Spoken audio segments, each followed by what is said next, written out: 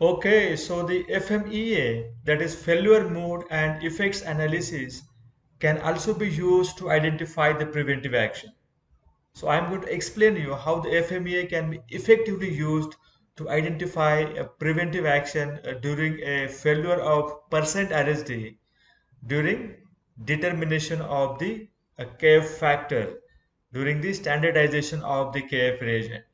And here we go with the very simple presentation this time. Okay, so how to use FMEA to design preventive action for failure in percent RSD of KF factor during KF reagent standardization. So did you get the problem statement that there is a failure during the standardization of the KF reagent and a failure in terms of the percent RSD? You're supposed to determine three different measurements for the K factor, and for example the RSD should be less than 2%, and somehow this time your RSD is now more than 2%, and you have probably identified the root cause, and you want to avoid this kind of incidents.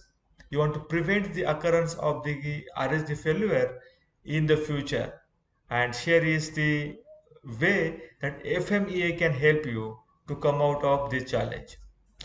So as FMEA process, you need to go through this 8 different steps. The step one is what? Select a process. So which process you are evaluating? And I'm going to explain you in the next page what is the process that you are discussing. Then identify the team. The step two is what? Identifying the team. The step three is what? Describe the process now.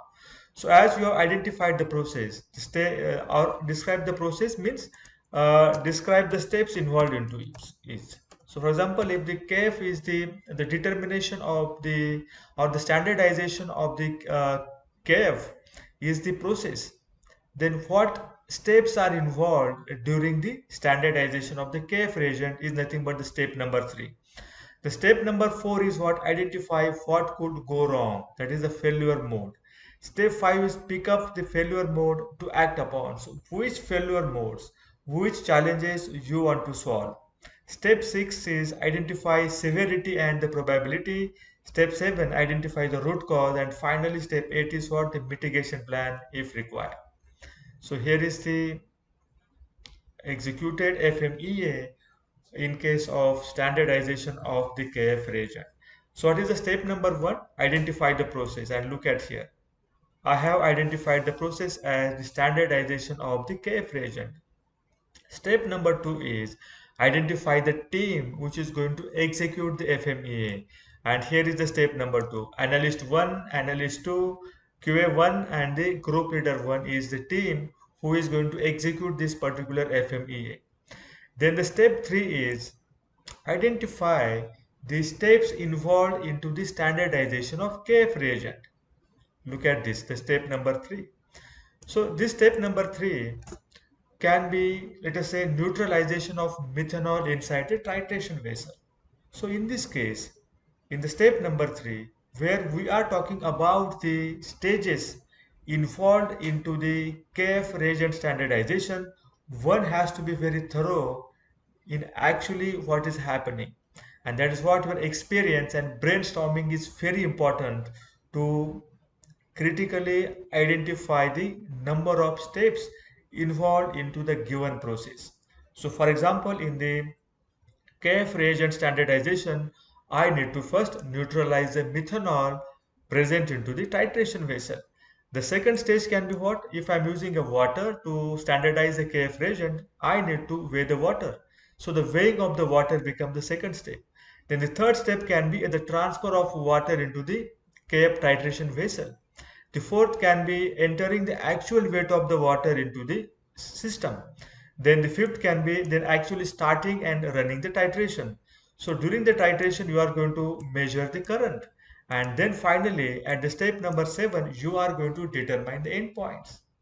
So these are the various steps involved into a one process, which is the standardization of the KF reagent. So I'm sure you must be now clear about this step number 3. Now the step number 4 is what? You need to ask the question, out of these 7 different steps, what may go wrong in each and every step, right? Each and every step. Now, this will give you the problem statement. This will help you to identify the failure modes. This will help you to identify the problems that can come occur across the various steps that we just discussed now. So what could be the problem statement? Okay, incomplete neutralization of the methanol inside the titration vessel. So you are posing a challenge now, right? What may go wrong? See, the incomplete neutralization of methanol can happen. Now, what are the consequences? What are the consequences if the given problem statement exists? Now, what is the given problem statement? It is the incomplete neutralization of the methanol. Means there is still some amount of water present into the titration vessel. And what are the consequences of little amount of unconsumed water present into the titration vessel? And here is the number one problem. What are the consequences? What are the consequences in terms of the severity and impact? The first one is the extra KF reagent will get consumed due to water from the methanol or the titration vessel. Now, as I have said that the problem statement is what? The incomplete neutralization of the methanol. That indicates that there must be some water present inside it. So when I start the KF standardization now, I need to consume the extra KF reagent to first neutralize that additional amount of the water which is not added by me during the KF standardization, but it was already present into the methanol because I had incomplete neutralization of the methanol. See, the neutralization of methanol is what? The consumption of complete water present into methanol. But as I have the incomplete neutralization, that indicates little amount of water was left behind. And now as I have started the KF standardization, I also need to consume that extra amount of the water, and for that the KF reagent consumption will be a little bit more. And as there is a little bit more consumption of the KF reagent, I will end up with the lesser value for the KF factor, right? And then now I need to evaluate the risk based on its severity, probability, and the detection or the ease of the detection. Look at these three important columns now. What is the severity of this incomplete neutralization of the methanol?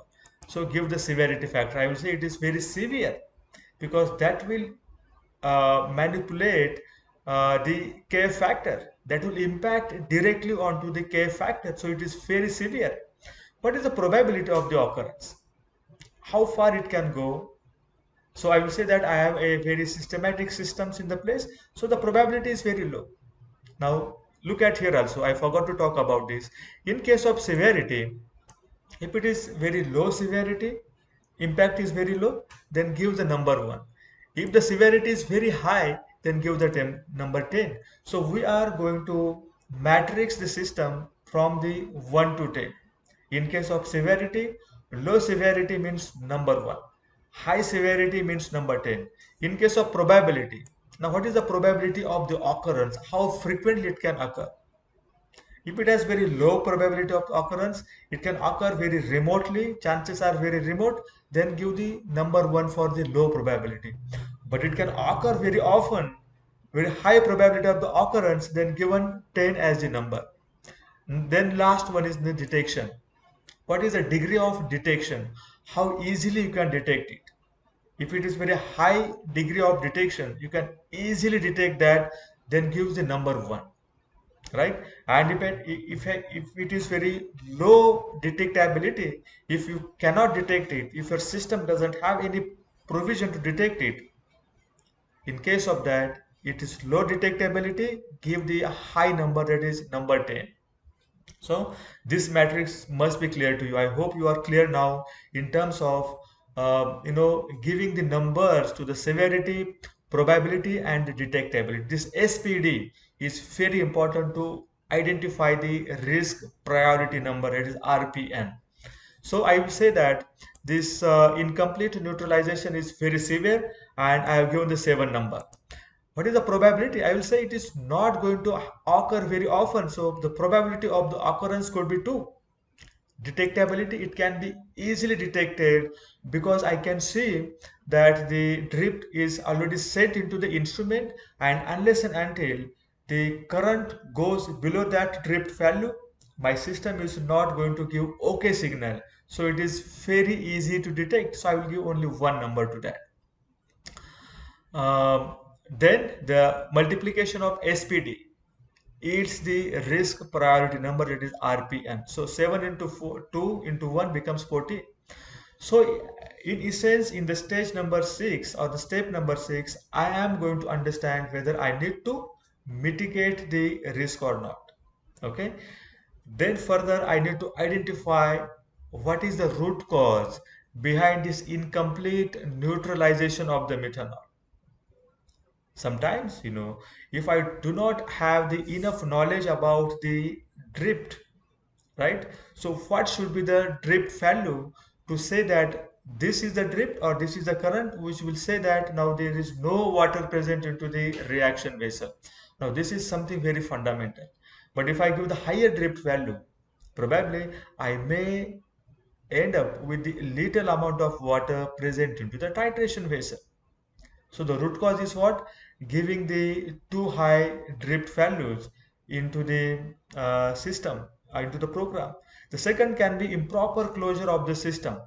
So if I have a low drift value, but if my closure system is not perfect, my titration vessel can get some humidity which is outside the titration vessel in the titration vessel, then of course I am further going to have a little amount of water because of this imperfect closure system. And then now as I identify the root cause, and if I feel that these are the root causes or these are the challenge statement I need to further reduce or eliminate, then I need to go for the risk mitigation plan. Risk mitigation plan is for what? To eliminate the problem statement or further to reduce the problem statement. So in case if the RPN is more than 125, generally the people look for elimination or the reduction of the problem statement. But it is always up to the team whether to take up this one risk identified, the failure mode, for the further improvisation or not. So it is not necessary to always look at the RPM as a 125. You can set the lower value as well, like let us say 80 or the 90, and then understand what are the root causes and how to come out of this existing challenge. I think it is very important to understand the FMEA based on to the requirement. It can be implemented to your existing systems or processes. It can also be useful to evaluate the bottlenecks into the new upcoming processes or the systems. It is very helpful in getting the CAPA, preventive action, very specifically, and during the change control, it is also going to help you to identify what are the implementation, what are the impact of the change that you are proposing. So I hope you must be now clear at least what are the various steps involved into the FMEA, how to run the FMEA practically, and come to a proper mitigation plan. Thank you very much.